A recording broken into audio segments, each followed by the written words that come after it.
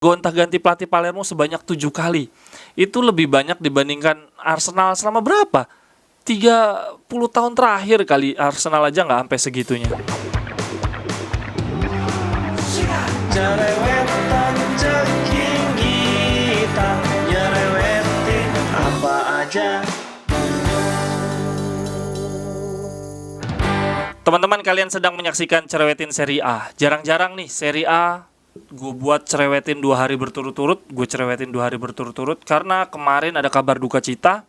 Maurizio Zamparini meninggal dunia. Dia adalah mantan pemilik klub Palermo.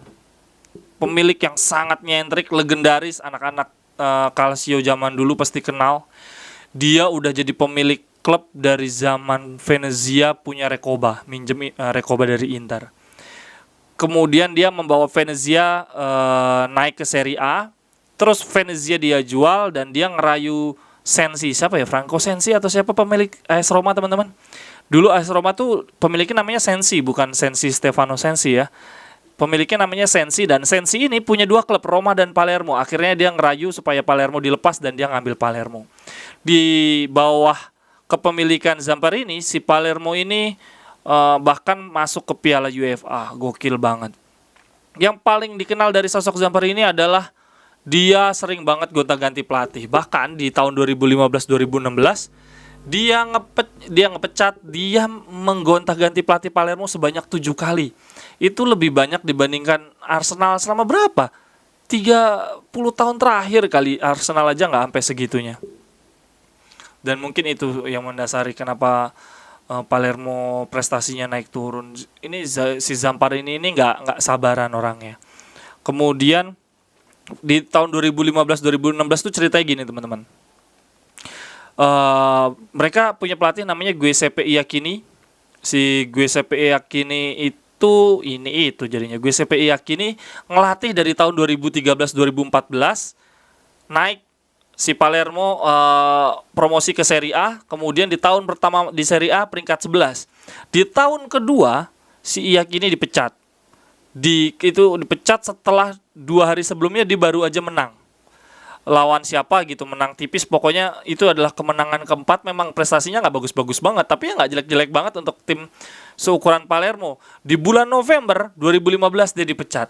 Dia kemudian diganti oleh Davide Ballardini, yang kemarin juga ngelatih. Siapa Davide Ballardini, teman-teman? Ada yang ingat nggak? Masih ngelatih kan di Serie A Davide Ballardini. Nah, saat itu Davide Ballardini udah pernah ngelatih Lazio dan Cagliari dan dipecat lagi karena cuma 2 bulan ngelatih Palermo. Kemudian diganti oleh namanya Fabio Viviani dan Giovanni Tedes. Tapi di tengah jalan lagi-lagi dipecat karena si Zamparini nggak puas. Akhirnya diganti oleh pelatih namanya Giovanni Bossi, dan cuman sampai Februari 2016, abis itu balik lagi ke Giuseppe Iachini. Itu anehnya si Zamparini. Habis Iachini, Ballardini, Viviani, Tedes, terus balik lagi ke Iachini. Iachini cuma bertahan 1 bulan, habis itu bertahan 1 bulan setelah Palermo dikalahin Inter 3-1. Gue inget banget. Karena memang waktu itu beritanya lagi naik banget si tangan besinya si Zamparini. Habis dibantai 3-1 sama Inter, kemudian diganti oleh Walter Novellino sampai dengan akhir musim. Total 7 pertandingan. Jadi si Zamparini ini kalau gue menyebutnya sebagai sosok pemilik klub old fashionnya Italia lah, ala orang Italia zaman dulu, ala Moratti lah, yang memiliki klub tuh nggak cuman kepikirannya bisnis, tetap ada unsur-unsur passion, ingin kebanggaan, makanya membabi buta. Tapi itulah menariknya Serie A zaman dulu yang gak terlalu banyak berhitung tentang bisnis kan. Makanya Serie A zaman dulu berjaya banget. Kemudian Zamparini anaknya juga baru aja meninggal 2 tahun yang lalu ya. Terus Zamparini ini meninggal setelah 1 bulan dirawat di rumah sakit. Gue baca dari goal.com-nya Italia.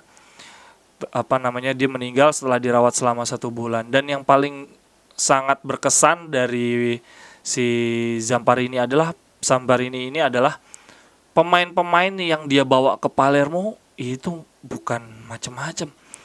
Bukan yang ecek-ecek, ada Dybala, ada Cavani kalau dibuat formasi pemain-pemain yang pernah dia bawa itu nama besar semua loh. Kiper bisa Sirigu. Sebelah backnya ada Kiernya AC Milan. Kemudian ada Gilk, ada Barzaglinya Juventus, dulu kan terkenalnya di Palermo. Kemudian sisi kanannya ada Darmiannya kita. Ada Vasquez yang akhirnya naturalisasi kan, tapi gagal. Pastore itu terkenalnya di Palermo banget. Ilicic yang kemarin akhirnya di Atalanta dia berhenti sampai akhir musim karena masalah kejiwaan. Kemudian penyerangnya dong gila, kirinya bisa dibuat Cavani atau Dybala, kemudian Belotti. Ini semua pemain-pemainnya bawaannya Zamparini emang gokil banget. Itu sekilas tentang Zamparini. Gue harus bikin konten ini karena ini membangkitkan memori masa lalu banget deh kalau si Zamparini. Dia tuh sampai diberikan julukan Angialenatori, artinya pemangsa pelatih karena dikit-dikit dia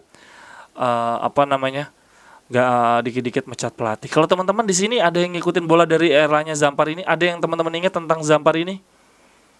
Kalau sekarang itu pemilik klub yang kayak Zamparini yang Italia banget mungkin tinggal sisa ini kali ya. Siapa pemiliknya Lazio, Lotito sama De Laurentiis-nya Napoli kali ya. Tapi mereka berdua pun udah sangat berhitung bisnis. Udah jarang pemilik-pemilik klub asli Italia yang tipikalnya kayak Zamparini, kayak Moratti, kayak Sensi zamannya Roma dulu yang sangat pemiliknya Sampdoria juga masih Italia banget menurut gue. Oh ya, ada fakta menarik dari Palermo ketika masih ditangani oleh Zamparini, bukan ditangani ya, dimiliki oleh Zamparini. Waktu itu Palermo sedang menghadapi Inter di kandang Inter, Giuseppe Meazza. Tapi ini bukan yang tadi gue sebutin bahwa mereka kalah 3-1 terus si Giuseppe Iacchini-nya dipecat. Ini pertandingannya berakhir 4-4. Ini adalah skor seri terbesar dalam sejarah sepak bola Italia saat itu. Kemudian yang menjadi menarik adalah pencetak golnya, 8 golnya ini punya inisial yang sama dengan stadion, dengan kota tempat bertanding. Stadionnya Giuseppe Meazza. Bermain di Milano sama-sama M. Terus pencetak golnya Inter 4-4-nya Milito, M semua. Terus dari Palermo ada Mantovani, terus Micolinya hat-trick. Jadi M semua. Waktu itu rame banget nih. Ternyata cocok logi nggak cuma ada di Indonesia, di Italia juga gitu. Dari gue udah sih itu aja. Yang memang teringat di benak gue tentang Zamparini adalah ketangan besiannya dia. Oleh karenanya tadi dijuluki sebagai